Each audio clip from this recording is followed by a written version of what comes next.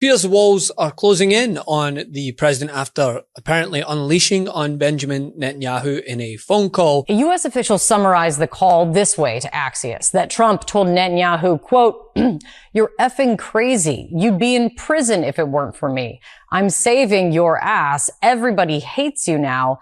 Everybody hates Israel because of this." Then the president once again just skipped work with no public events on his schedule again today. The last time he was seen publicly for something other than a pre-taped interview was 6 days ago. If the president's in such perfect health, why does he keep going back in for checkups? I think he likes the results. He does really well. He aces the test every single day. And I do actually believe that he's curious to make sure everything is going in the right direction. He's a very meticulous person in so many ways that are often underappreciated. But for him to want to know all the numbers and keep on top of them, it's the same reason he calls people at odd hours, because something's on his mind. He wants to deal with it. And the thing is, if he happens to be glued to his favorite state-run media channel, he won't be best pleased either, considering Fox News host John Roberts, a staple MAGA loyalist, or he usually is, turned on the president over his Iran war strategy, questioning the commander-in-chief's denial that Iran was no longer interested in engaging in discussions to bring the conflict to an end. So I was going to start this off by saying, Brett, that I'm a little puzzled as to what the actual strategy of negotiation is. Oh, that's gonna hurt! More on that in a minute, but first, where is this dude? I mean, the president may be posting up a storm on Truth Social, but akin to just last week, he appears to be clearing his schedule with no public events. Just last week, he did a similar thing before surfacing for a softball Fox interview conducted by his daughter-in-law. North Korea, eat your heart out. Talks more about the Iranian negotiations while the American people are suffering right now. Gas prices are through the roof. Grocery prices are through the roof. People can't afford things. Donald Trump, as he's like giving his daughter-in-law, who's a host on Fox, this tour of the White House, Trump's like, I'm in no hurry. I don't really care. I'm in no hurry. Yeah, you're there in that Oval Office that you just showed. You're stock trading. Every 9 minutes, you do a new stock trade, 3,800 trades in the first quarter of 2026 alone. You're out there making literally billions of dollars while the American people are suffering. Play this clip. I'm in no hurry. I'd like to say I'm in a hurry because, gasoline prices are going to come tumbling down. But if you're going to be in a hurry, you're not going to make a good deal. And slowly but surely, we're getting, I think, what we want. And if we don't get what we want, we're going to end it a different way. Then more, this is deranged stuff I'm showing you. Anyway, this comes after Axios reported that Trump got into it with the Israeli prime minister over the optics of the ongoing conflict in Iran, specifically pointing to Israel's relentless onslaught in Lebanon. The president allegedly blasted Netanyahu, saying, quote, "You're effing crazy. You'd be in prison if it weren't for me. I'm saving your ass. Everybody hates you now. Everybody hates Israel because of this." I mean, it's not often I agree with the president, but I have to agree that one of the only people more disliked than the president would be Benjamin Netanyahu. The president even called Netanyahu today, asking him to stand down in Lebanon. Trump kind of lit him up. According to Axios, he told him, quote, "What the F are you doing? You're effing crazy. You'd be in prison if it weren't for me. I'm saving your ass. Everybody hates you now. Everybody hates Israel because of this." 47's trying to nail down this peace deal, and Netanyahu's trying to lock in as many gains as he can before the deal's done. This just goes to show how much this ongoing conflict that we've been told was limited in scope, with Marco Rubio even getting in front of Congress today and claiming with a straight face that it's over. It's billions of dollars of reconstruction costs just to get to where they were 6 months ago. Mr. Rubio, you keep telling us how we're winning this war. The president keeps saying, well, the war's over. Completely annihilated. The war is not over. And yet the American people see how we're losing at the pump and with their costs. And yet this thing still hasn't been resolved. Every day he tweets out, oh, we've obliterated them. We've annihilated them. They're going to surrender. But yet we still find ourselves spending billions of dollars a week Senator on Booker, war abroad. You've gone way over. It would be nice if we had hearings where people Thank you, Senator Booker. Senator Scott.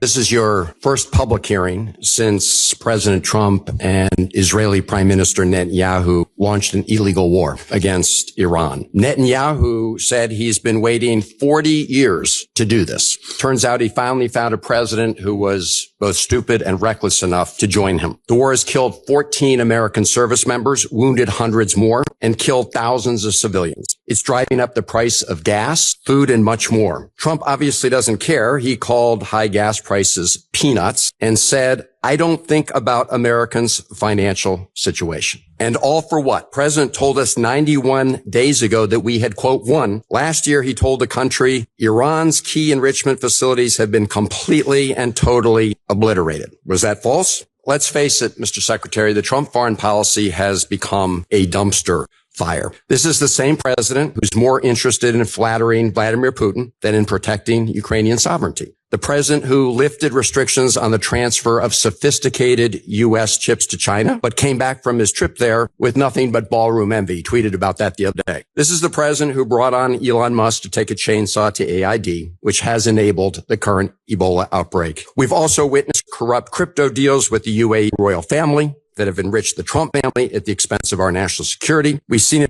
administration engage in extrajudicial killings in the Caribbean, hijack Venezuelan oil, threaten to invade Greenland, and weaken the NATO alliance. Here at home, a Reagan-appointed judge said that you and former Secretary Noem abused your powers when you locked up and still seek to deport students for protesting the destruction of Gaza. The Reagan-appointed judge said you did that, quote, primarily on account of their First Amendment protected political speech. Speaking of Gaza, the so-called Board of Peace seems to have run aground. Meanwhile, while Senator Rubio once proclaimed that the U.S. must, quote, work to ensure that refugees who flee war, torture, and persecution are provided safe environments to live and thrive in. Now, as Secretary of State in this administration, you have capped refugees at a record low of 17,500. White South Africans, Afrikaners, have comprised roughly 99% of those slots, Mr. Secretary. A race-based refugee system. At the same time, president's preventing Cuban political refugees from entering the United States, even as you've imposed a near oil blockade on that repressive regime. The stated goal is to change the government there, but the only real change is humanitarian crisis inflicted on millions of people, not members of the regime. But it very much isn't, and it's impacting the president to the point that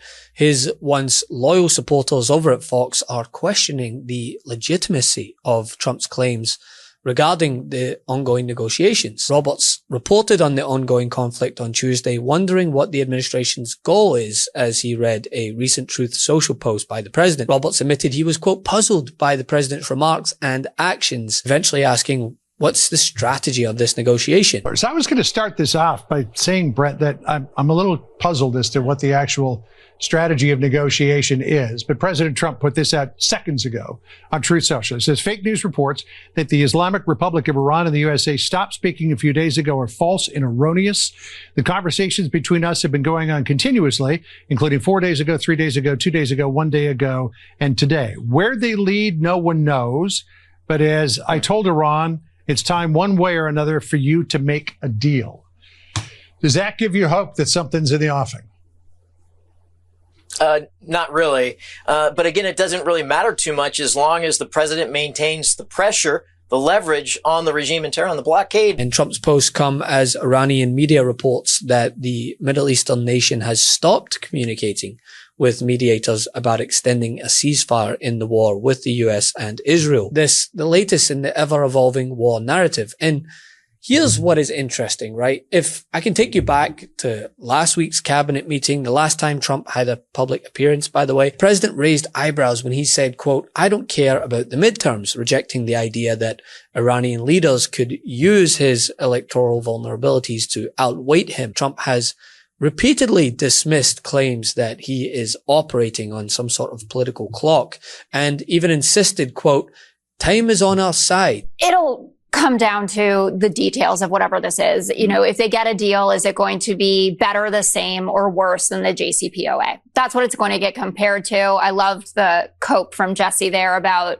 the money that would be released to the Iranians, that it denying the fact that it was their money that was being held in Qatari bank accounts when Obama did it, only $1.7 billion, not the huge numbers that people say, versus what's going to happen this time when Donald Trump has to give them some of their money in order to get them to take a deal. And we'll see how it all unfolds. I'm fascinated by Iran saying, we might not toll the strait anymore. There's just going to be a fee that you pay for quote unquote environmental protection, which sounds like you're continuing to toll the Strait of Hormuz. And nobody has yet mentioned the importance of the domestic pressure right now on Donald Trump.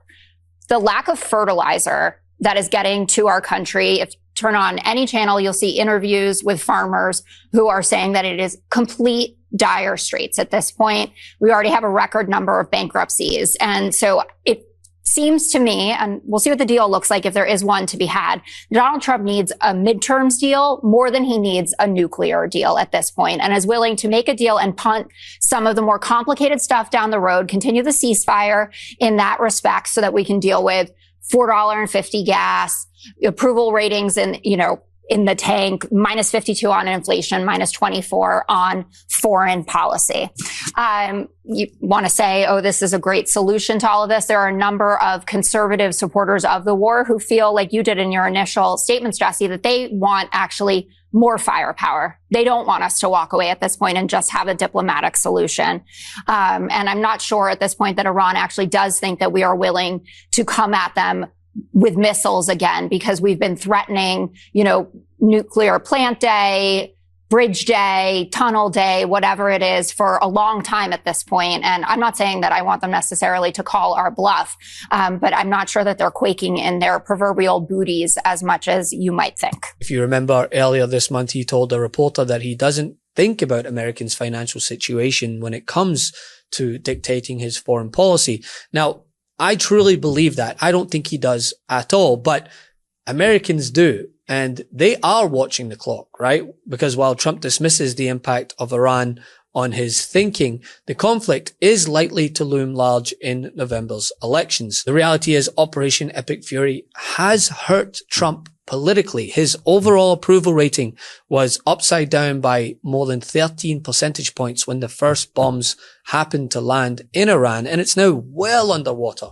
19.4 points, with 38.5% approving and almost 60% disapproving of his leadership. Much of the recent erosion in Trump's support has actually come from independents. And if you look at the most recent CBS News poll, they found that 54% of white voters without a college degree, known to be one of the core groups in Trump's MAGA constituency, has now turned on the president over his job performance. While he draws parallels to the time spent in Vietnam as a means to say, hey, we don't need to end this thing anytime soon, Americans are looking at the clock. They're also looking at their grocery bills, the gas pump, and ultimately the midterms as a way to vent their frustrations. Want to stay plugged in? Become a subscriber to our Substack at MeidasPlus.com. You'll get daily recaps from Ron Filipkowski, ad-free episodes of our podcast, and more exclusive content only available at MeidasPlus.com.